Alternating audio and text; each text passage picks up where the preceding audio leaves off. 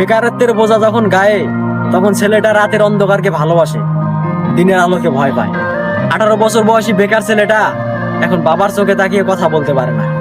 এজন্যই দীর্ঘদিন থেকে একসাথে বসে খাবারটাও খায় না। এক সময় স্বপ্ন দেখতো, আর এখন স্বপ্ন দেখায়। বাস্তবতার ধাক্কায় জীবন কতটা পরিবর্তন হয় একমাত্র 18 বছর বয়সী বেকার ছেলেটাই শেখায়।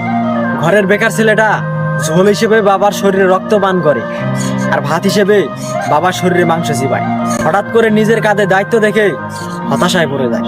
বয়সন্ধিকালে শারীরিক পরিবর্তন ঘটে, বইয়ের মাধ্যমে আমাদের শেখানো হয়। তবে জীবন পরিবর্তনের গল্প কেন উল্লেখ হয়নি? ব্যক্তি নিজেকে কেন বুঝতে হয়? কাকেই বা প্রশ্ন করি, উত্তর তো আর মিলবে না। তবে তোমরা ছোট যারা রয়েছো, বেকারত্বকে হেয়ালি মনে করো না। একটা অবাক করা বিষয় হচ্ছে, আমরা 18 বছর বয়সী ছেলেরা দেখাই ভালো আছি, ভালো থাকি, তবে মুখ ও মুখোশের আড়ালে আমরা সবাই হতাশার ভুক্তভোগী।